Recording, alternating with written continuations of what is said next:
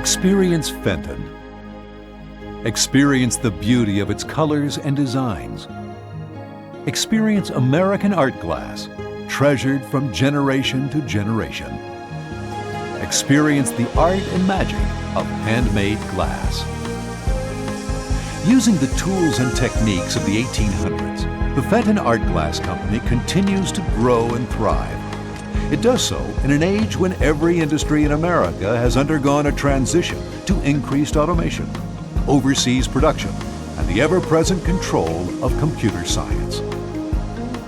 To experience Fenton Art Glass is to experience the history of the American glass industry.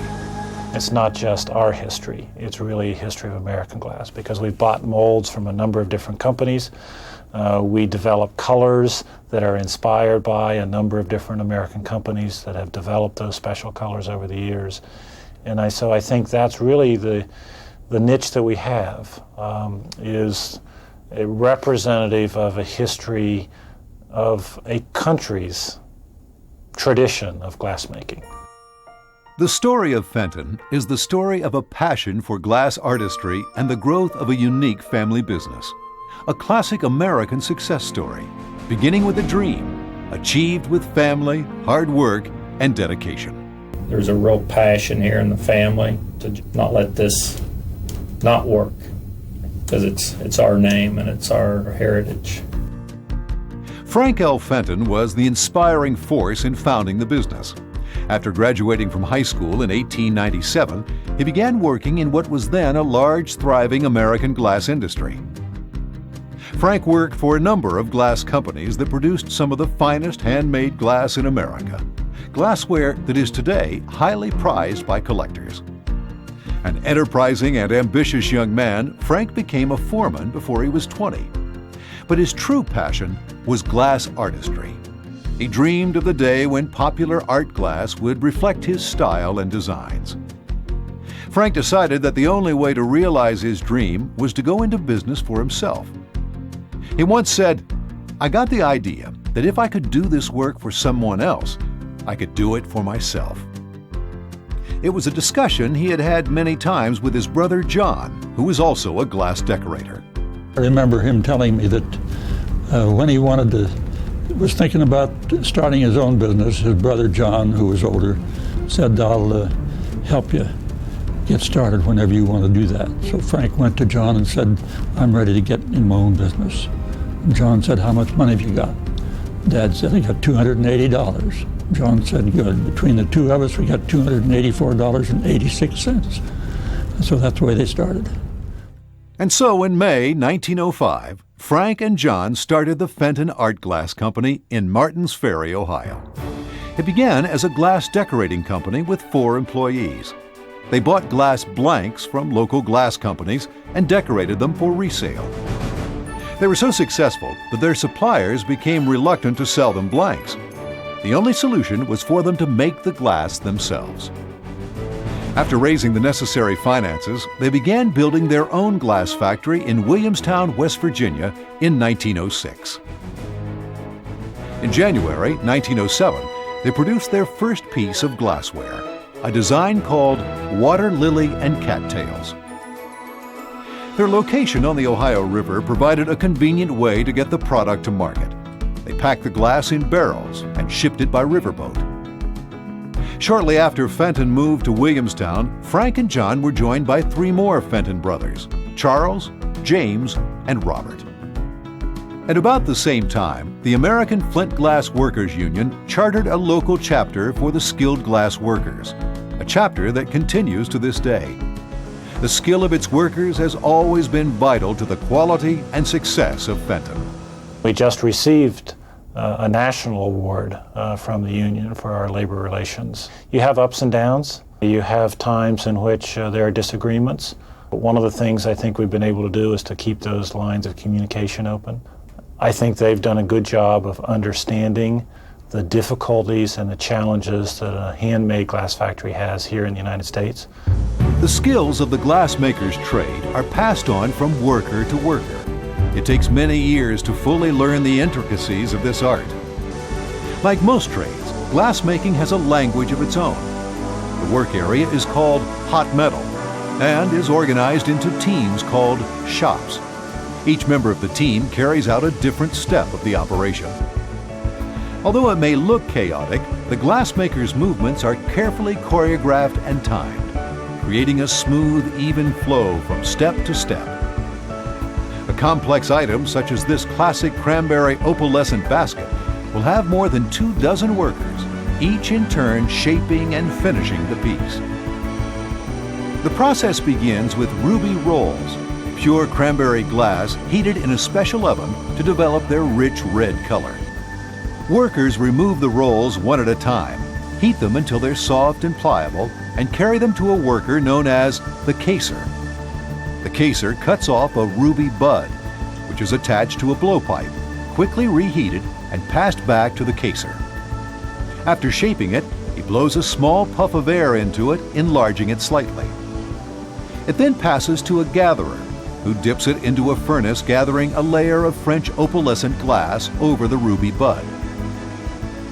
A blocker shapes the glass further, passing it to a second blocker who enlarges it by blowing into it. He then inserts it into a spot mold, which imparts an intricate pattern onto its surface. Through a process of cooling and reheating, the pattern becomes opalescent. The surrounding glass remains clear, allowing the cranberry underneath to show through. Throughout the process, the glass must be shaped when it's just soft enough to be malleable. In a matter of seconds, it will begin to harden again. In the next step, a glass blower heats the piece in a special furnace called a glory hole before placing it in a mold and blowing it into its final shape. The piece is reheated yet again, going on to the finisher. The finisher quickly flares the top and crimps it.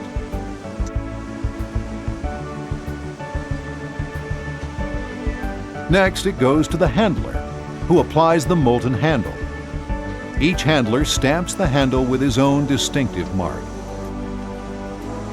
Finally, a carrying-in worker uses a fork to take the basket to the annealing leer. At every step of the process, each piece is carefully inspected for variations in color and shape. Once in the leer, it will be cooled to room temperature over a period of 3 hours. At the end of the leer, selectors carefully inspect each piece again. The pieces that don't meet the high Fenton quality standard are doomed to be cullet, which is either melted for reuse or sent to marble manufacturers. Fenton has always been a family business. After Frank L. Fenton died unexpectedly in 1948, the leadership of the company passed to his 2 sons. Frank M. Fenton became company president, and Wilmer Bill Fenton vice president in charge of sales. Frank was the master glassmaker, and Bill the charming, personable salesman. Under their leadership, the company grew and thrived for nearly 4 decades. In the 80s, they passed the mantle on to the next generation. One of Frank M.'s sons, George, became company president, and another son, Tom, the vice president of manufacturing. Bill's son, Don, became vice president in charge of sales and marketing. Frank L.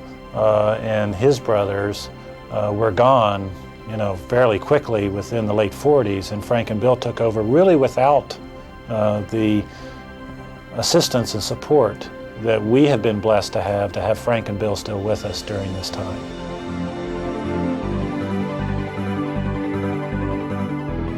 What I really think we sell is color. When you compare what we do with some of the competitors domestically, if they have 10 or 15 colors in their line, we have 30 to 35 colors in our line. Glass is made from sand, soda ash, and lime. But colors and opalescent effects are created by the addition of carefully measured chemical ingredients. Each day, the glass mixture, or batch, is melted at 2,500 degrees Fahrenheit, and the chemicals do their magic. Iron makes glass green. Sugar creates a golden hue. Bone ash produces opalescent glass, while Fenton cranberry blooms from particles of pure gold. Throughout glassmaking history, the chemistry of colored glass has been a secret process. There are few how-to-do-it books on glass colors, so developing Fenton colors has always been an art. Jacob Rosenthal was Fenton's first chemist, beginning a long tradition of developing innovative colors and effects. In 1907, Fenton introduced their version of the iridescent effect, which was originally developed by Tiffany Glass.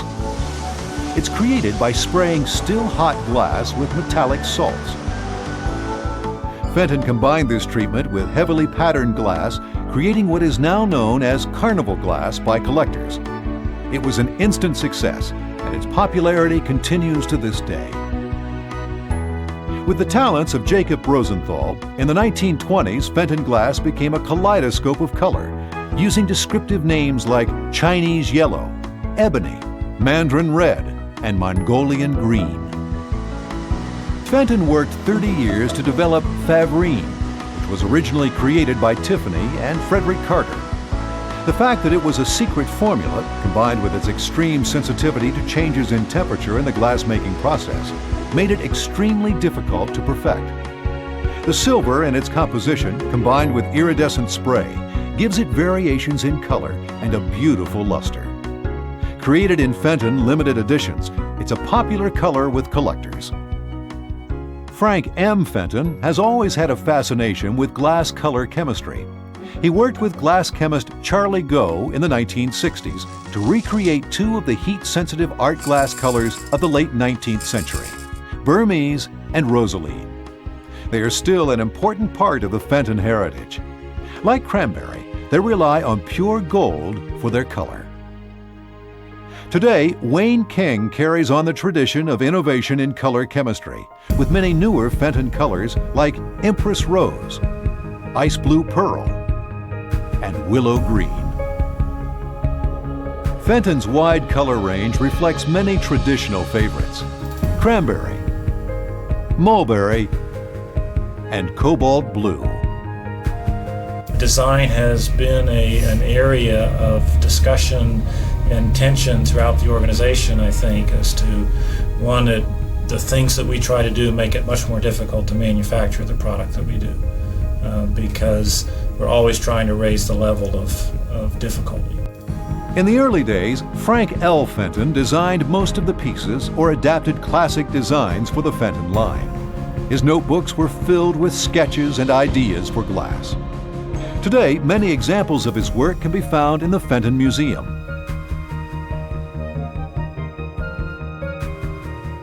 With his father's passing in 1948, Frank M. became more involved in design.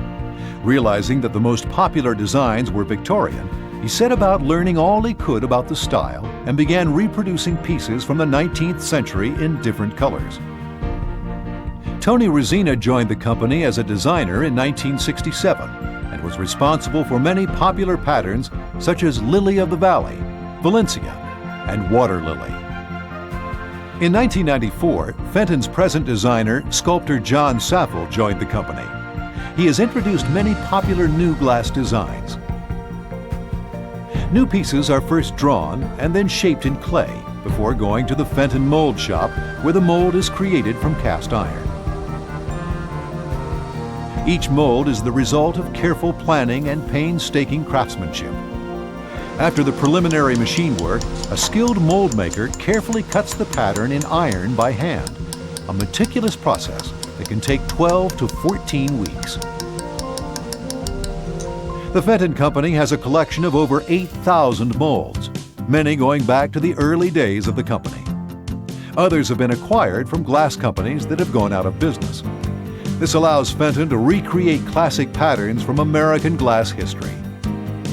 Generally, these classic molds are adapted through color, finishing, or hand decorating to create a new item.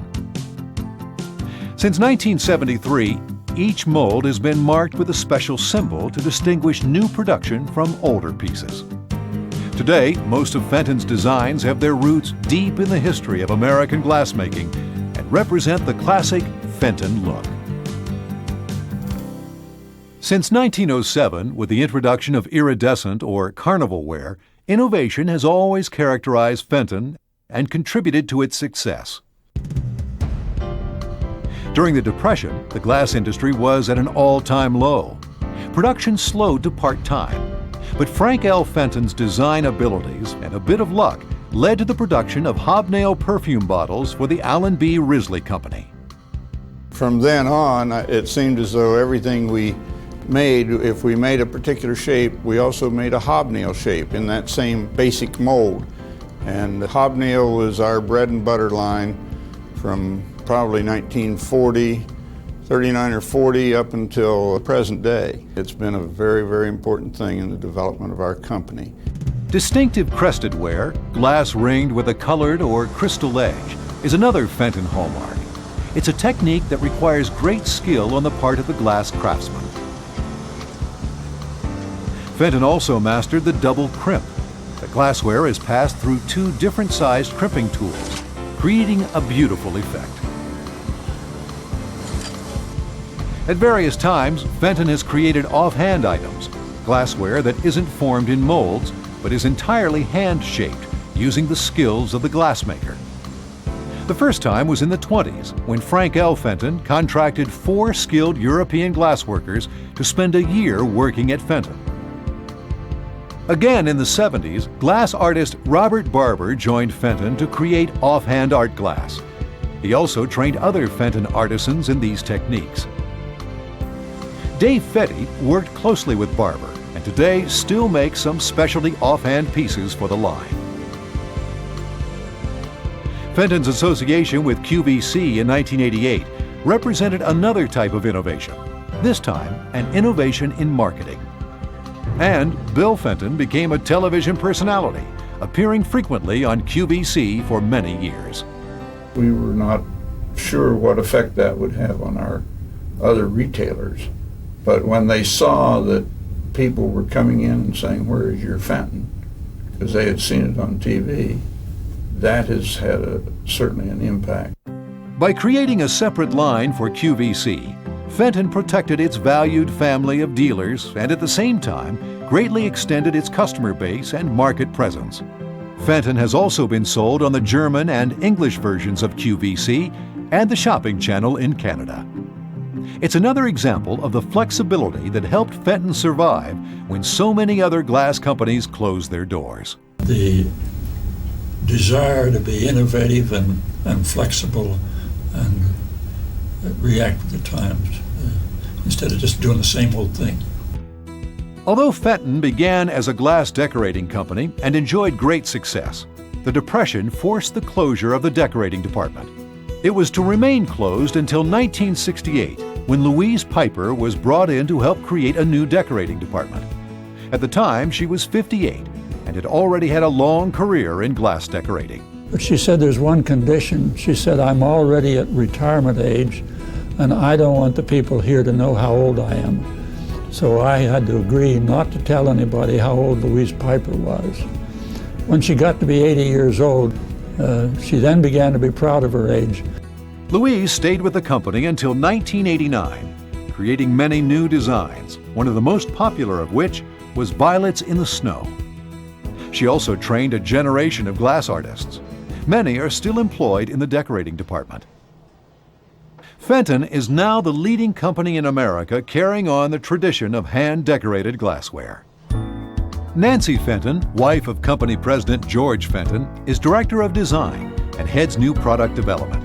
She works with chemist Wayne King on new colors, sculptor John Saffel on new designs, and the decoration designers on the hand-decorated designs. Nancy coordinates and guides the collaborative efforts of this creative and talented group. The design committee, composed mainly of Fenton family members, reviews and gives final approval to each new design. The wide range of decorations features everything from flowers and foliage to the realistic and the fanciful. Once the design has been determined, artists hand paint that design on each piece. The finished glassware reflects each artist's unique style, as the hand, the eye, and the brush become one. When finished, the glassware is signed by the artist who painted it. All Fenton paints contain frit, glass ground to the consistency of a fine powder. Some pieces are given an additional treatment with the application of glass crystals called ice. This creates added texture. Many Fenton pieces are enhanced with 22-karat gold. This accent is applied by gilding specialists. All decorated pieces are permanently fired in a leer at a temperature of 1,000 degrees Fahrenheit. This permanently bonds the decorating treatments to the glass. Again, as in every step of the process, the glass is given one final inspection. Throughout the factory, the teamwork and dedication to quality and artistry are evident. That dedication is also evident in Fenton's leadership team, which includes 12 family members. One of the things that we've been able to be successful with is to allow those different ideas and inputs to come together and make something that's overall better. Working together with a vision for the 21st century, Fenton has recently expanded their workspace and furnace capacity. When you're in a family business, I think you talk about generations rather than the next quarter. Every employee is a valued part of the extended Fenton family. Together, they continue to produce some of the world's most beautiful and treasured art glass, including delightful baskets, exquisite lamps, figurines, and prized limited editions. These are available throughout the country from Fenton dealers. Fenton is proud of its heritage and history. The Fenton Factory Tour in Williamstown has been ranked one of the top 10 tours in America in USA Today. The Fenton Museum houses a large collection of glassware from throughout Fenton's history, as well as representative glassware from historic Ohio Valley glass firms. Sharing the love of glass and American glass history, the Factory Tour and Museum are free to all Fenton visitors. For more information, visit our website at www.fentonartglass.com.